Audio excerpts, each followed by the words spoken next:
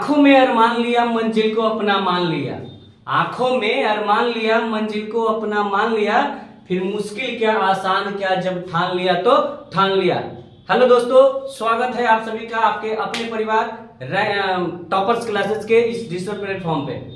चलिए दोस्तों, तो आज हम आप लोगों के साथ डिस्कस करने जा रहे हैं आपके सिलेबस का पेपर 1 सीटेट पेपर 1 का गणित का पहला चैप्टर, जिसका नाम है नंबर सिस्टम।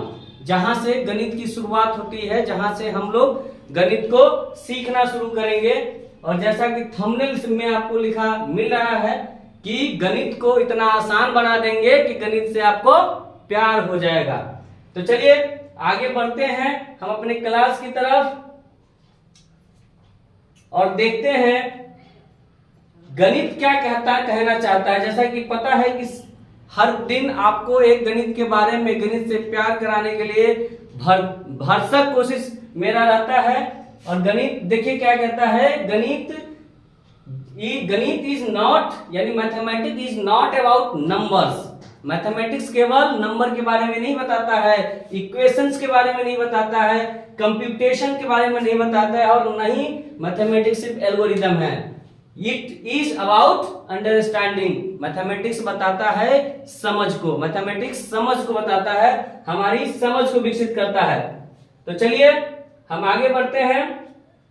जैसा कि हमने बोला कि आज नंबर सिस्टम पढ़ेंगे, तो नंबर सिस्टम को ऐसा मान के चलेंगे कि आपको कुछ नहीं आता है। गणित में आप जीरो हैं और जीरो से ही हम लोग स्टार्ट करेंगे। तो जो हमारा चैप्टर है उसका नाम है नंबर सिस्टम।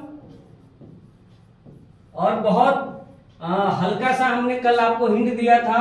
नंबर सिस्टम, जो सिस्टम हम पढ़ाई करते हैं उस सिस्टम का नाम भी हमने बताया था। और नंबर सिस्टम का मतलब होता है संख्या पद्धति, यानी संख्याओं का जो पढ़ने का सिस्टम है, जिस सिस्टम से हम पढ़ाई करते हैं उस सिस्टम के बारे में जानेंगे। और इस नंबर सिस्टम में हम क्या क्या पढ़ेंगे उसके बारे में जानेंगे।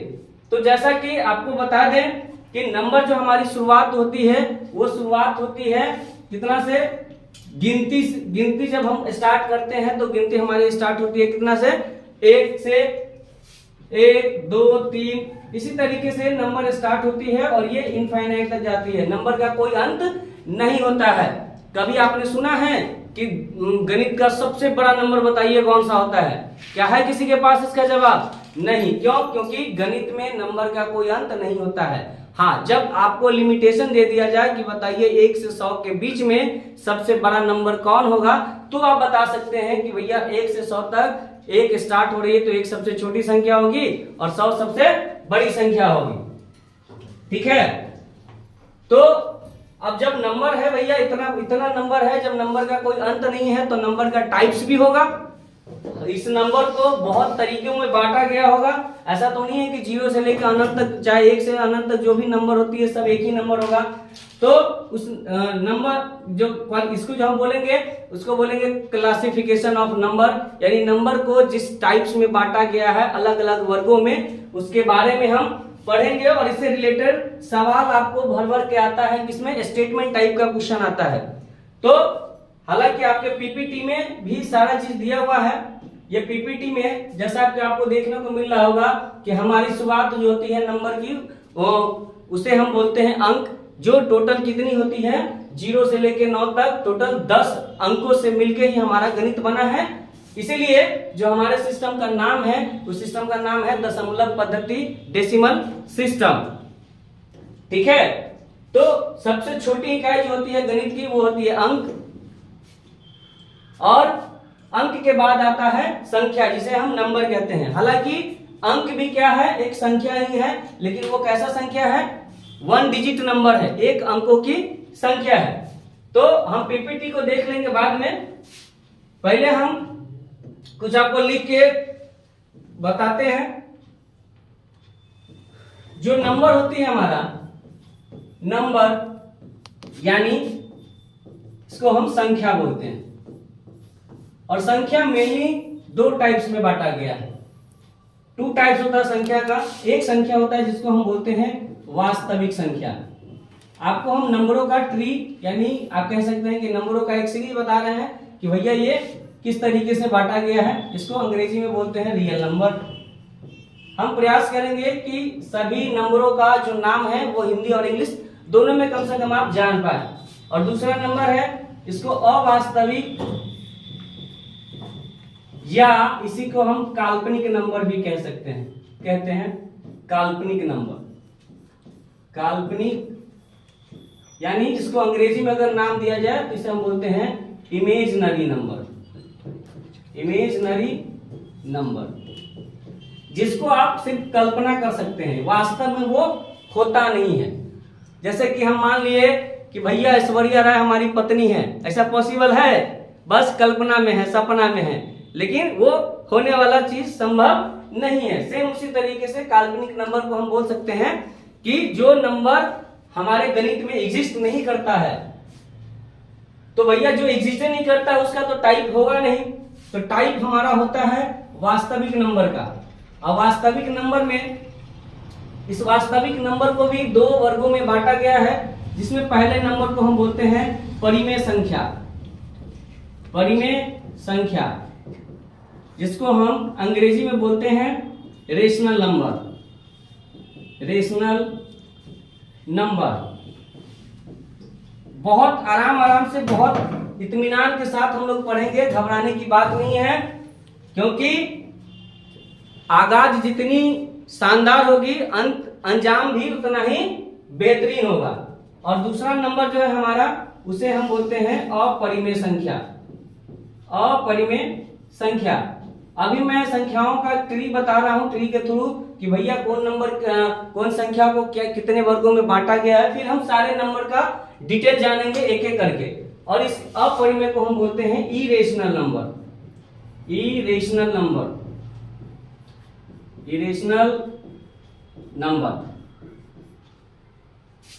फिर यहां से परिमेय नंबर को दो वर्गों में बांटा गया है, जिसे पहले नंबर को हम बोलते हैं भिन्न, जिसे हम इंग्लिश में फ्रैक्शन का नाम देते हैं। और दूसरा होता है पूर्णांक, जिसे हम अंग्रेजी में इंटीजर बोलते हैं, जिसको हिंदी नाम बोलते हैं पूर्णांक।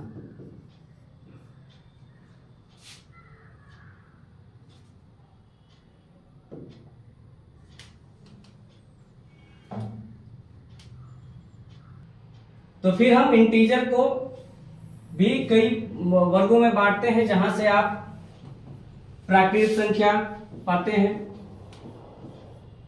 प्राकृत संख्या जिसे हम नेचुरल नंबर बोलते हैं, अंग्रेजी नाम। पूरा डिफिनीशन ना सही, लेकिन कम से कम उसका नाम अंग्रेजी में हमको पता होना चाहिए, क्योंकि हमारी एग्जाम जो होती है वो सीबीएसई लेती है। और सीबीएसई का ये खासियत है कि हिंदी और इंग्लिश दोनों में देता है। और सीबीएसई हमेशा जो है, जो क्वेश्चन का लैंग्वेज होता है वो अंग्रेजी को ही सही मानती है। अगर मान लीजिए किसी सवाल में थोड़ा सा त्रुटि हुआ आपके एग्जामिनेशन हॉल में, तो वो अंग्रेजी में जो सवाल त्रुटि होगा उसी को वो मानती है। तो अंग्रेजी नाम भी पता होना जरूरी होता है। फिर इसी में पूर्ण संख्या का कैटेगरी होता है, पूर्णांक में ही पूर्ण संख्या होता है, जिसे हम होल नंबर कहते हैं, शॉर्ट फॉर्म। फिर यहीं पे आप सम संख्या पढ़ेंगे, जिसे हम इवन नंबर बोलेंगे। और आगे बढ़ेंगे तो विषम संख्या, विषम नंबर को पढ़ेंगे, विषम संख्या, जिसे हम ऑड नंबर कहते हैं। फिर और भी नंबर अगर पढ़ेंगे तो इसमें ही भाज्य नंबर आ जाता है, सब पूर्णांक का पार्ट है। फिर अभाज्य नंबर आ जाता है ना। भाज्य नंबर को हम कंपोजिट नंबर बोलते हैं, कंपोजिट नंबर। और अभाज्य को बोलते हैं प्राइम नंबर।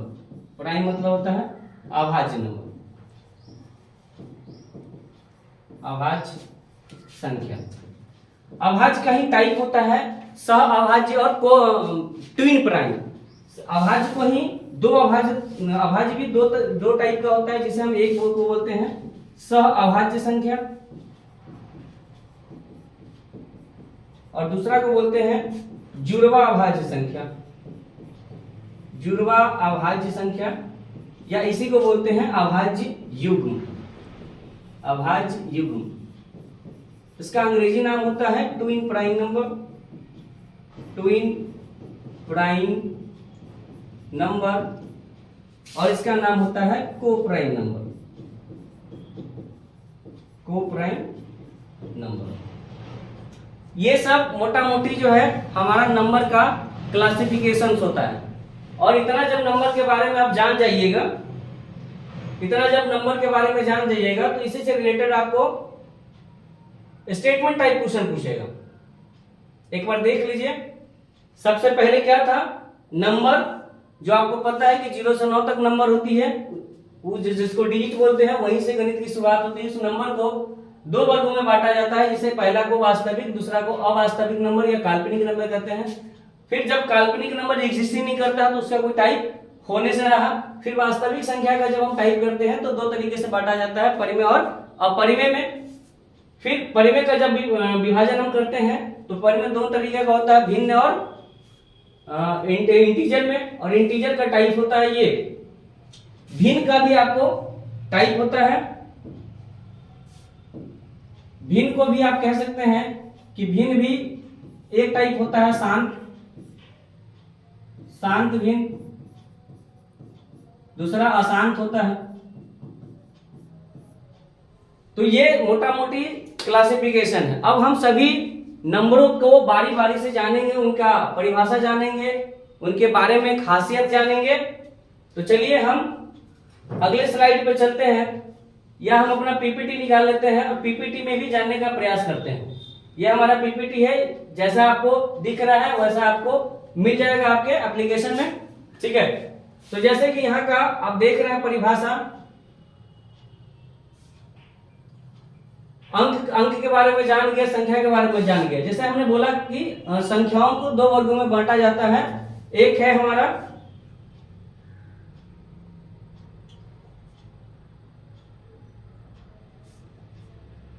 हमारा वास्तविक संख्या। तो यहाँ पर देख रहे हैं आप कि पहला नंबर हमारा क्या है, वास्तविक संख्या के बारे में बताया गया है। वास्तविक संख्या के बारे में बताया गया है। और दूसरा अवास्तविक या काल्पनिक नंबर, जो अभी हमने नंबर ट्री के द्वारा आपको दिखाया। वास्तविक संख्या किसे कहते हैं उसको हमको जानना है। वास्तविक संख्या किसे कहते हैं कि वे संख्याएं जिनका वर्ग करने पर धनात्मक संख्या प्राप्त हो, उसे वास्तविक संख्या कहते हैं।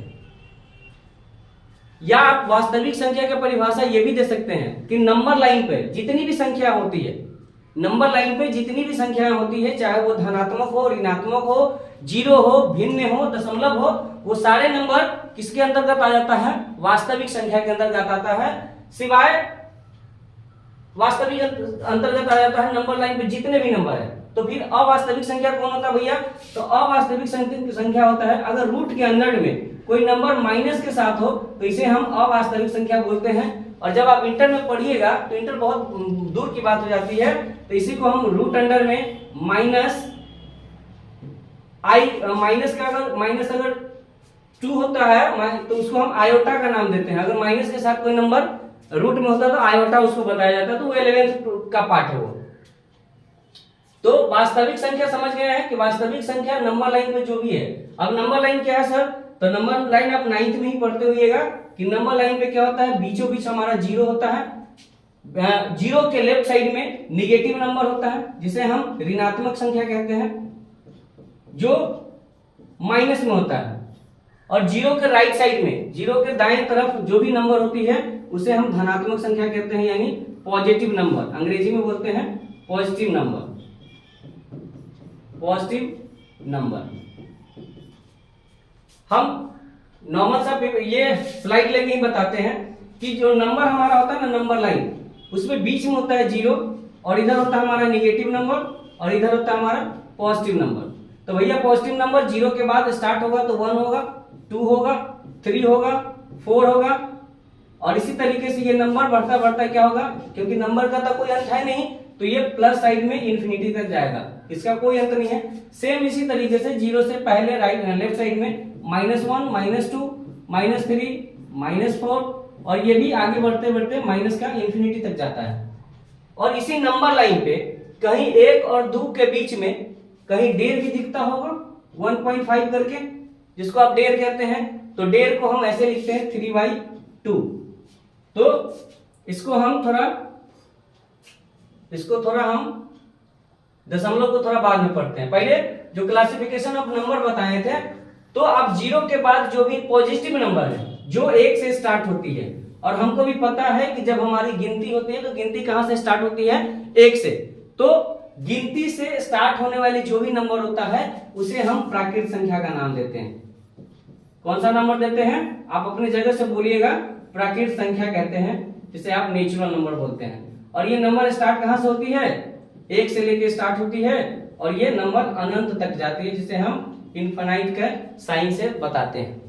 इसको याद करने का क्या तरीका है? प्राकृत संख्या किसे? प्राकृत मतलब होता है प्राकृतिक, भगवान। तो भैया जब भी हम गणित को पढ़ते हैं तो ये सारा नंबर गिवन होता है ऑलरेडी, तो हम ऐसा मान सकते हैं कि ये सब भगवान द्वारा दिया गया नंबर है। जस्ट याद करने का एक तरीका बता रहा हूं मैं, क्योंकि प्राकृत से मतलब होता है प्रकृति का, नेचुरल, नेचर से रिलेटेड। तो प्राकृतिक संख्या आप उसे कह सकते हैं, यानी या आप ऐसे भी बोल सकते हैं कि गिनती की सभी संख्या को हम क्या बोलते हैं? प्राकृतिक संख्या। और गिनती स्टार्ट कहां से होती है? 1 से। तो 1 से लेकर प्लस इंफिनिटी तक जो भी नंबर होगा वो सब क्या कहलाएगा? प्राकृतिक संख्या कहलाएगा।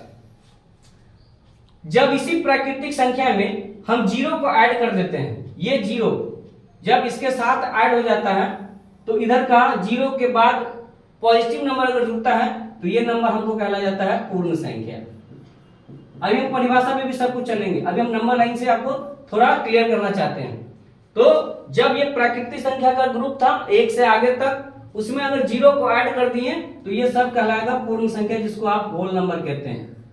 अब नाम से भी पता चलता है क्या कि पूर्ण हो गया संख्या। बेचारा 0 के बिना बेचारा अधूरा था। अब बताइए, मान लीजिए किसी को 10 लिखना था तो ये तो 1 से लेकर 9 तक था, चाहे 10 भी आगे इसमें बनेगा नंबर तो उसमें 0 का सहायता होगा कि नहीं होगा? बिना 0 का हम नंबर बना सकते हैं आगे, 2 नंबर 3 नंबर जो भी नंबर बनाना हो, तो 0 का तो यूज हमारा होता ही होता है। तो जब 0 बन गया तो संख्या अपने आप में पूर्ण हो गया, इसीलिए इस संख्या का नाम हो गया पूर्ण संख्या। ये सब तरीका है आपको लॉजिकल याद करने के लिए कि भैया पूर्ण संख्या किसे कहेंगे, प्राकृत संख्या किसे कहेंगे। तो भाई प्राकृत संख्या जो गिनती की संख्या शुरू होती है उसे पूर्ण प्राकृत संख्या बोलते हैं। और उसमें अगर एक 0 को ऐड कर दे, जिसको 0 के मिलने के बाद वो संख्या अपने आप को पूर्ण मानती है, उसे हम पूर्ण संख्या कहेंगे। प्राकृत हो गया, पूर्ण हो गया। बात आएगी अब कि भैया सम संख्या किसे कहेंगे। ये भी तो पार्ट का था ना। तो जब इसी नंबर लाइन पे देखिएगा, जो आपको चाहे ये पॉजिटिव साइड हो चाहे नेगेटिव साइड हो, आप देखिएगा हर एक नंबर को छोड़ के, जैसे कि 1 2 3 4 5 6 इसी तरीके से डॉट डॉट करके इंफिनिटी तक जाएगा।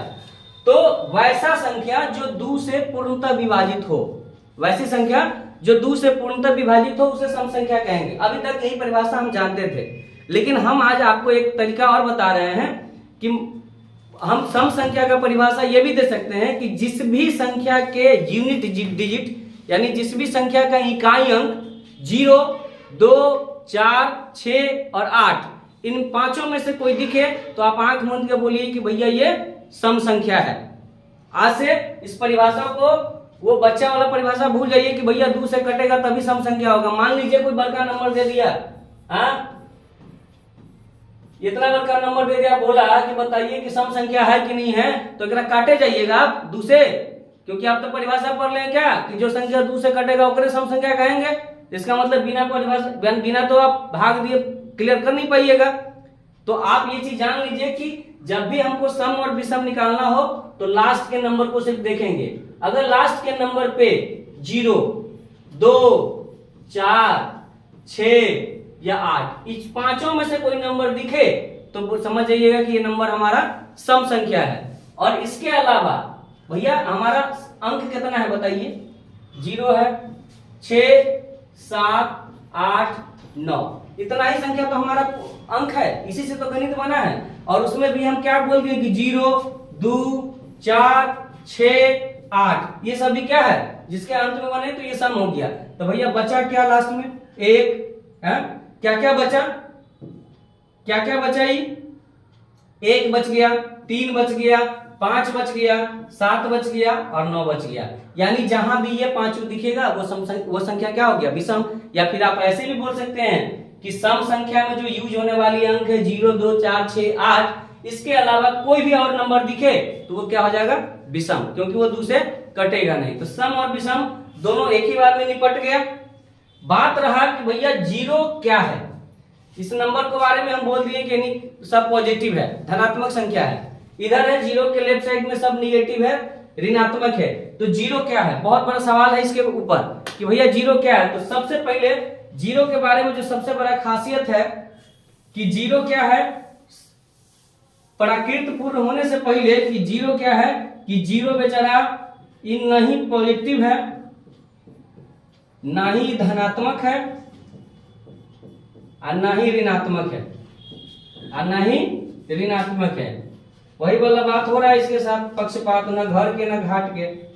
हालांकि बेचारा ये सबके साथ जुड़ के इसका वैल्यू बढ़ा देता है। 0 जो है जब भी केवल नंबर के साथ ऐड होता है तो सीधे 10 गुना वैल्यू बढ़ा देता है। अब 9 है, 9 के साथ 0 जुड़ गया तो बेचारा पहले 9 था अब 90 हो गया, सीधे 10 गुना बढ़ा दिया। लेकिन अकेले में कर कोनो औकात नहीं है, नहीं धनात्मक है ना ऋणात्मक है। धनात्मक ऋणात्मक की बात बोले तो, लेकिन 0 पूर्ण संख्या के ग्रुप का एक पार्ट है। हालांकि लोग इसको 0 को पूर्ण संख्या भी कहता है, अकेले पूर्ण संख्या कहता है। लेकिन कभी भी अगर गौर करिएगा आप, देखिए कंसेप्ट में और रटने में यही अंतर होता है। कंसेप्ट आपके पास रहेगा ना तो आप चीजों को सोचिएगा ना तो जाके वहां से कॉन्सेप्ट निकलता है। हम आप क्या कहते हैं कि 0 पूर्ण संख्या है। भैया 0 पूर्ण संख्या नहीं है, पूर्ण संख्या का एक पार्ट है, पूर्ण संख्या का एक फैमिली का हिस्सा है। क्या 0 पूर्ण है तो क्या 1 पूर्ण नहीं है? 1 पूर्ण नहीं है, 1 भी तो 0 के साथ, ये 0, 1, 2, 3 ये पूरा मिलकर ना पूर्ण संख्या इसको आप बोलते हैं। तो 1 तो पूर्ण संख्या का भी समूह है। हालांकि 0 को हम लोग रेगुलर वे में लेते लेते उसको पूर्ण संख्या बता दिए कि भैया 0 पूर्ण संख्या है, मानते हैं। क्यों? क्योंकि 0 के मिलने से संख्या पूर्ण होती है, तो 0 को पूर्ण संख्या मानते आ रहे हैं। तो 0 पूर्ण संख्या है, लेकिन 0 क्या है, पूर्ण संख्या का एक पार्ट है, पूर्ण संख्या के फैमिली का एक हिस्सा है। उसी तरीके से 1, 2 हम सब दिन से पढ़ते आ रहे हैं तो पता चल गया कि भैया प्राकृतिक संख्या क्या है, 1 है। लेकिन क्या प्राकृतिक संख्या 1 है, क्या पूर्ण संख्या 1 नहीं है? पूर्ण संख्या भी 1 होगा। लेकिन वो वाली बात है कि सबसे छोटी पूर्ण संख्या 1 हो जाएगी और सबसे छोटी प्राकृतिक संख्या 1 हो जाएगी। बात रहेगी कि सबसे बड़ी प्राकृतिक संख्या क्या होगी, तो क्या बताइएगा? तो बताइएगा अनंत, उसका कोई अंत नहीं है। अगर विदाउट कोई किसी बाउंडेशन का मिले तो। लेकिन अगर कोई बाउंडेशन मिल गया कि भैया बताइए 1 से 100 के बीच में कितना है, तो आप बता सकते हैं कि 1 से 100 के बीच में सबसे बड़ी प्राकृतिक संख्या क्या है, तो 99 होगा। 100 तो होगा नहीं, क्योंकि 1 और 100 के बीच बोला है। शब्दों पर बड़ा गौर करिएगा। जो अर्थमेटिक का सवाल है ना, पूरा क्या है, लैंग्वेज का खेल है। 1 से 100 के बीच बोला, यानी 1 से 1 को काउंट करेंगे, लेकिन 100 से पहले का नंबर होगा। बीच की बात बोल दिया तो, लेकिन 1 से 100 तक कहेगा मतलब 100 भी काउंट होगा।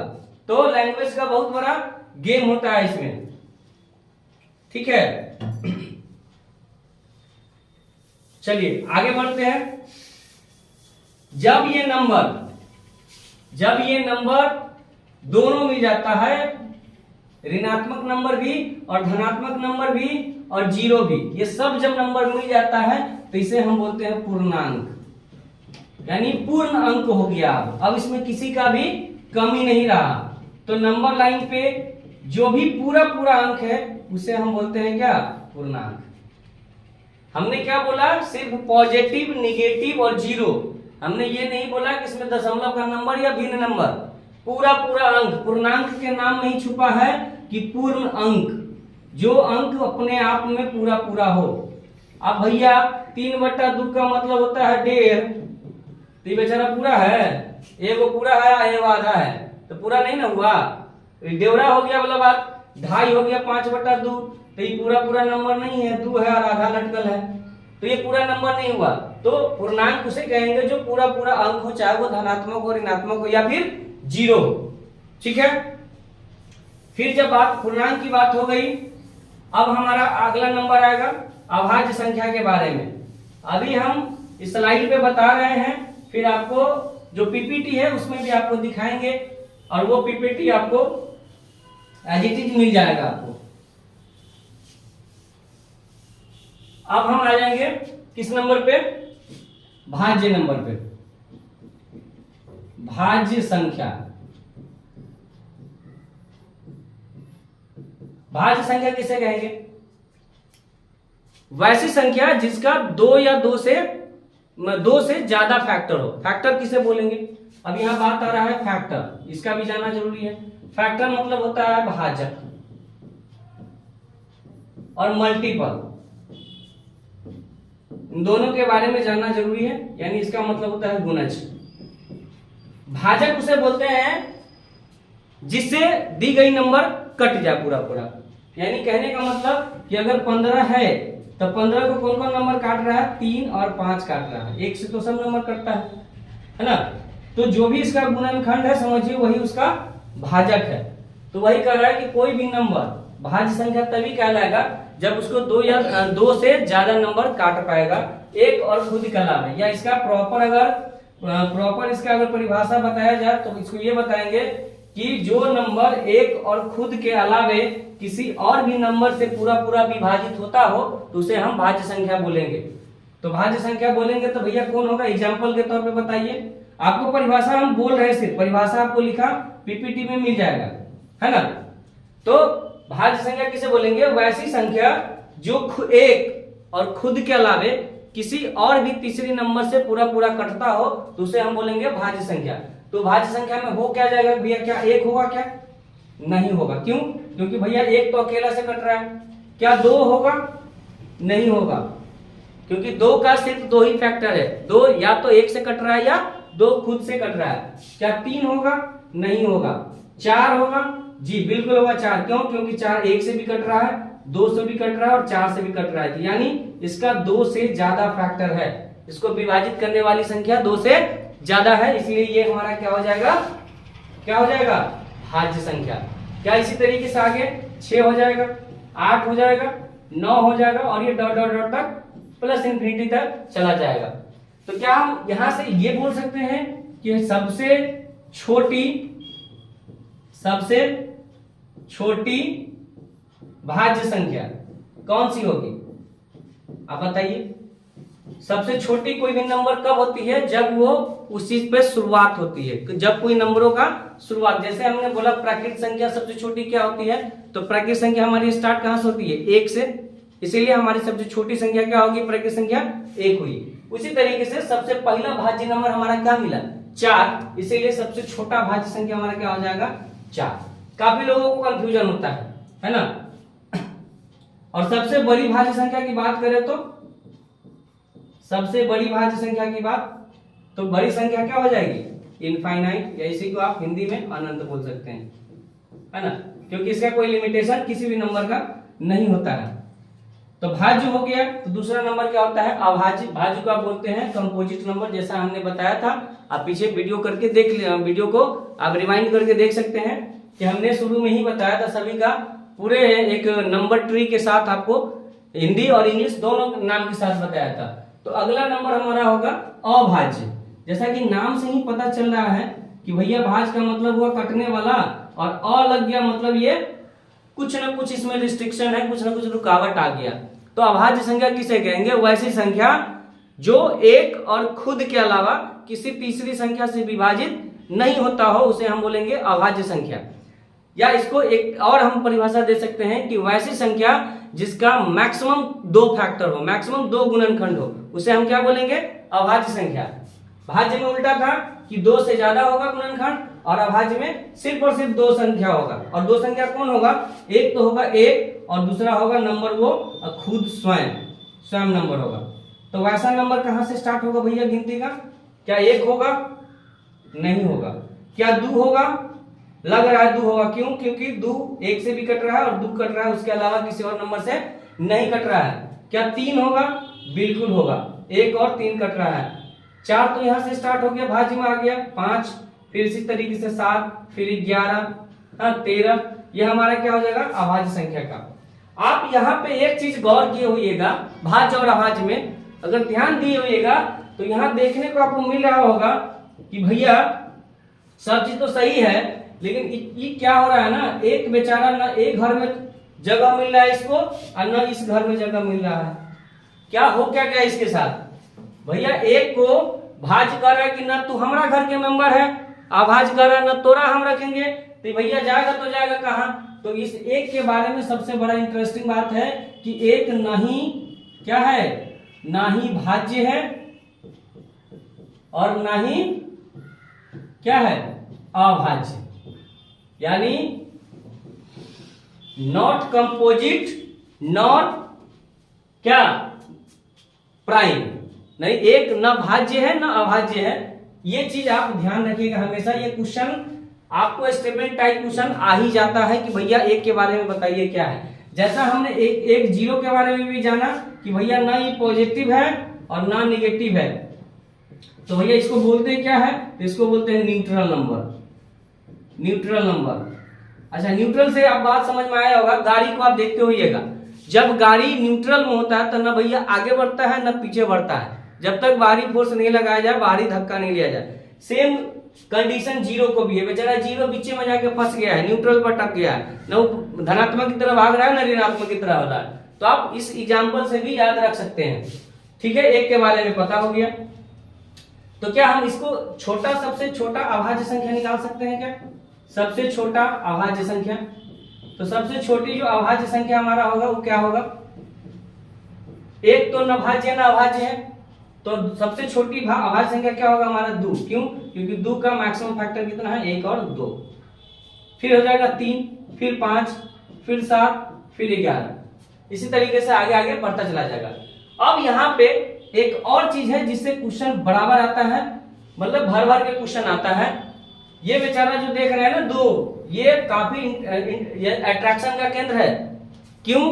क्योंकि इस चुट्टा में क्या है कि ये सम भी है और अभाज्य भी है, और इकलौता सम अभाज्य संख्या है, इसीलिए एग्जामिनर इसको खोजते घूमता रहता है। आपको देखिएगा हर बार के एग्जाम में 2 के बारे में जिक्र हो जाता है कि बताइए भैया 2 क्या है। ऑप्शन में दे देगा अभाज्य संख्या है, भाज्य संख्या है, सम अभाज्य संख्या है, तो इसको आपको बोलना है कि सम अभाज्य है। सम अभाज्य क्यों है? कि एक तो ये नंबर 2 से कट रही है, तो ये सम संख्या हुआ। एक इकलौता सम नंबर है जो सम होते हुए अभाज्य है। अदरवाइज आप पूरे गणित में उठा के देख लीजिए, ऐसा कोई भी सम संख्या नहीं होगा जो अभाज्य होगा।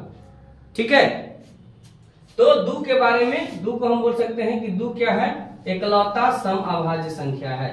इकलौता सम अभाज्य संख्या है, सम अभाज्य संख्या है। ठीक है, अब थोड़ा थोड़ा जैसे प्राकृत संख्या है, तो प्राकृत संख्या आप किसे कहेंगे? तो प्राकृत संख्या के एग्जांपल में, हालांकि पीपीटी में ये होगा कितना मिनट हुआ? 32 मिनट। ठीक, किसी भी ये कर देते हैं। देखिए यहाँ पे हम झलक एक बार देख लेते हैं। जितना कुछ भी हमने बताया अभी, इस सब को हम प्रयास करते हैं कि पीपीटी के थ्रू, पीपीटी में जो दिया है उसको हम एक बार रिपीट करते हैं। देखिए पीपीटी में क्या था? वास्तविक संख्या हमने डिवाइड किया था वास्तविक संख्या और अवास्तविक संख्या यानी काल्पनिक संख्या के रूप में। अवास्तविक संख्या को भी 2 पार्ट में बांटा गया था, जो था क्या?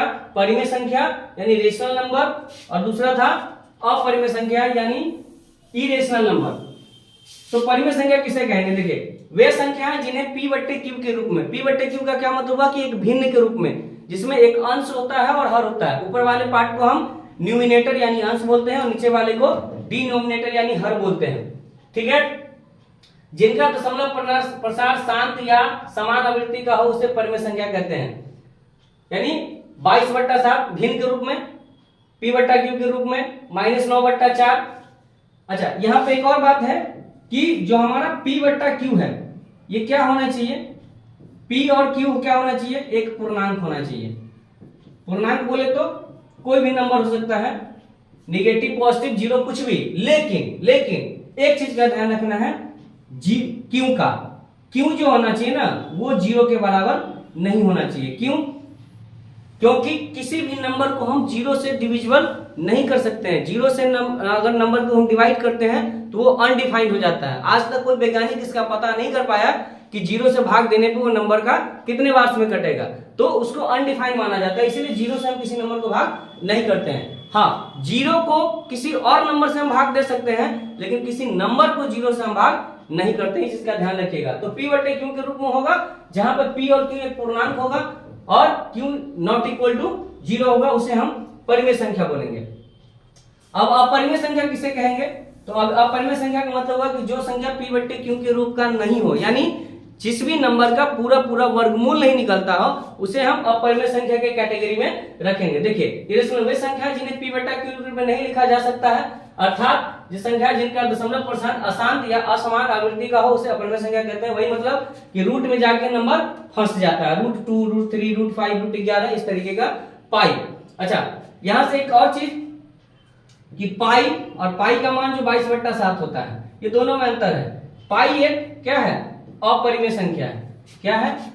पाई एक अपरिमेय संख्या है और 22/7 क्या है? परिमेय संख्या है।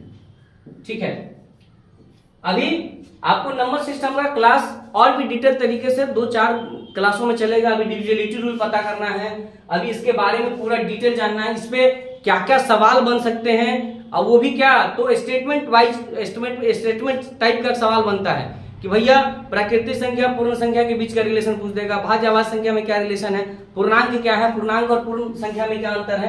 तो अभी बस जस्ट लाइक थोड़ा थोड़ा जो हमने झलक आपको दिखाया कि देखिए भैया ये सब नंबर कोई बहुत बड़ा हार्ड चीज नहीं है, हम ही आप लोग के बीच में बस समझने में देरी है और समझाने का तरीका में थोड़ा कठिनाई होता है, इस वजह से हम आप नहीं जान पाते। देखिए, प्राकृतिक संख्या भी बताए हैं कि प्राकृतिक संख्या को पाइनोस ने कहा था कि वे संख्या जो वस्तुओं को गिनने के काम आती है, या गिनती की संख्या को प्राकृतिक संख्या अगर साफ शब्दों में कहा जाए तो इजी तरीके से आप समझ सकते हैं। और इसको याद करने का ये भी तरीका बताएं कि भैया प्राकृतिक मतलब होता है भगवान। आप प्राकृतिक का क्या मतलब होता है? ईश्वर।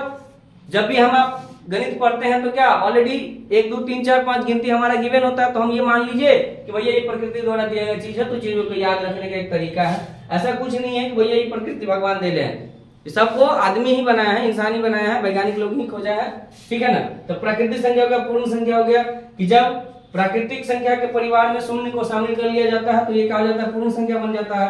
पूर्णांक संख्या यानी इंटीजर नंबर, धनात्मक ऋणात्मक से धनात्मक तक चलने वाली सभी संख्याओं को क्या कहते हैं? पूर्णांक संख्या कहते हैं, जिसे जेड से डिनोट करते हैं। ठीक है, अगला पीपीटी बस थोड़ी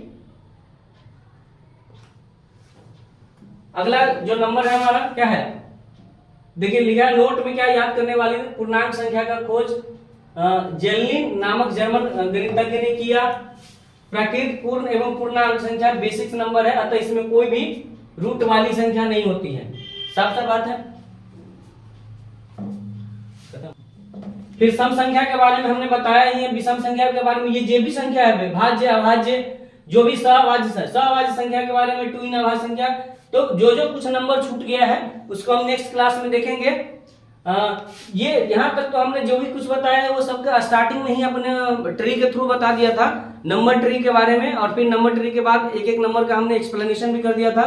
जो कुछ भी अभी इसमें रह गया है उसको नेक्स्ट क्लास में देखेंगे। अभी नंबर सिस्टम का 2-4 क्लास चलेगा, और फिर आपको जब नंबर सिस्टम खत्म होगा तब आपको जब सवाल इस पर हम देंगे, सवाल जब करेंगे तब आपको वास्तव में लगेगा कि भैया जो गणित इतना हार्ड है उतना हार्ड है नहीं, मतलब चुटकी का मोइल है, शो वाला बात है।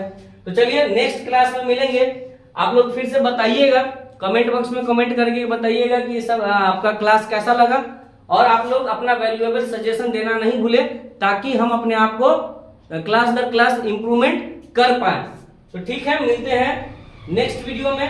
तब तक के लिए खुश रहिए, मस्त रहिए और अपने पढ़ाई में पूरी तरीके से व्यस्त रहिए।